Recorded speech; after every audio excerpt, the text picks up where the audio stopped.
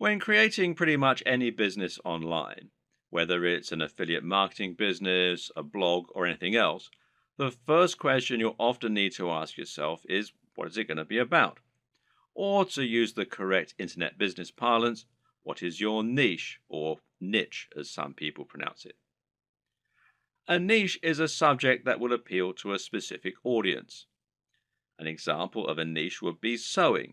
Now, sewing is something that appeals largely to older women, but also a lot of younger women these days who are interested in arts and crafts. And of course, some men like sewing too. Let's not stereotype here. Either way, most people are either interested in sewing or they're not. Thus, it has a niche appeal and gives you a specific target audience. You can go even more niche if you like, though, and choose crocheting or bird sewing patterns.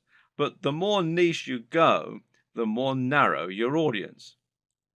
Another example of a niche is fitness. Now, fitness is a much larger niche because it will appeal to a huge proportion of the population. Nearly everyone will want to get fitter at some point in their lives.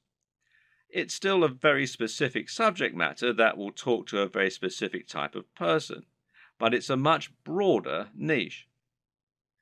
When it comes to internet business, the key often boils down to finding the right niche, and this will often mean finding a niche that has a broad appeal while not being overly competitive. The problem with the health and fitness niche is that you're going to be going up against a huge number of other channels. Some big names in this space include the Hodge twins, Athlean X, bodybuilding.com, Rob Riches, and Elliot Hulse, to name but a few. Many of these channels have been around for years now and have millions of subscribers and huge amounts of money to spend on marketing. That means if you want to go up against them with a video on how to get abs, you might well struggle to get your video to a position where it will actually be seen and clicked on. But on the other hand, a YouTube channel about crocheting cat patterns probably won't get looked for very often and will quickly reach its peak, leaving you with nowhere else to go, and of course a big cap on how much you can possibly earn. So you need to choose the right topic and to find that sweet spot. So how do you find your niche?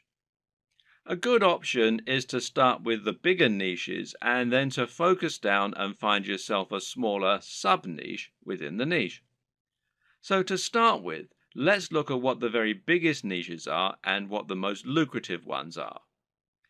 In general internet marketing, the biggest niches are fitness, dating, self-help, and making money. This is because all of these subjects are things which have a hugely broad appeal and which will appeal to practically everyone. If you have the marketing budget, then you can reach the biggest potential audience this way. At the same time, though, these niches are huge because they have something else going for them: value proposition. Each of them has something very big and important to offer people, an emotional hook that makes people more passionate about a channel. So, for example, fitness isn't really just about getting into shape. It's about being more confident, sexier, healthier, and happier thanks to your training and your diet. People hope that by watching these channels, they can turn their lives around. The same goes for money and dating. These offer complete lifestyle changes. They let people find love or get more sex. They allow them to travel around the world and to wear nice watches. They have a real emotional hook, and this means the products sold in advertising can charge a lot more. People are much more willing to pay for a book that will make them $1 billion than they are to pay for a book that can teach them how to sew. But YouTube is a weird place, and when you look around YouTube, you'll find that these regular rules only partly hold true. But there's actually a lot of other highly successful content there that is just plain inane, to be quite frank. Some of the biggest topics on YouTube outside of those big internet marketing favorites are gaming, makeup tutorials, grooming and style, travel, technology, fails, cats, DIY, comedy, and lifestyle vlogs. That's a much more bizarre selection of niches, and if you look around, you'll find thriving subcultures celebrating all kinds of other unusual things. There are some very popular YouTube channels, for example, that show people how to transform new Transformer toys. The thing to understand about YouTube is that it's much more visual than a blog or a social media channel. And this means any subject matter that is more visual in nature and more dynamic is almost sure to be a success. Cat videos provide immediate laughs, while makeup tutorials show women how to look their most beautiful and have the proof that it works right there on the screen. And people enjoy watching inane things like vlogs about the everyday lives of YouTube stars because, well, believe it or not, it almost feels like company. People enjoy watching the YouTube channels of people who are like the coolest friend that they'd love to hang out with. YouTube is such a direct, personal format that it's a great way to create almost a relationship with your audience and to thereby make a big impact on them. This works even better if you can sell the kind of lifestyle they find desirable and thereby allow them to live vicariously. A lot of people watch the lifestyle vlogs of rich, attractive people because they want to live those kinds of lifestyles themselves, and of course, a lot of it is fabricated. Meanwhile, watching someone else play a video game and providing a commentary can be a way to recreate the feeling of hanging out with your mates while playing GoldenEye on the N64 in your youth. And at the same time, you're getting news and footage of new games that you might be interested in.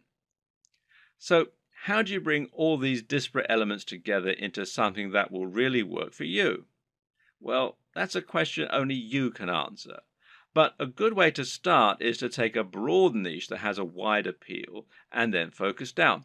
For example, you can go with fitness, but find your own way into the industry by making your channel all about fitness for the over 50s. This is a brilliant way to offer something a bit different and a bit unique, and thereby stand out from the crowd while still having that value proposition and universal appeal. Another thing to always remember is to be true to yourself. Choose the niche you're most comfortable with, and you'll find you have much more to say on the matter. You'll come across as much more passionate and interested in your own topic, and you'll be better able to inspire your audience to listen to you. I can't tell you which niche you need to pick, but using all this information, hopefully you can come up with something that will have a big appeal while also being true to who you are.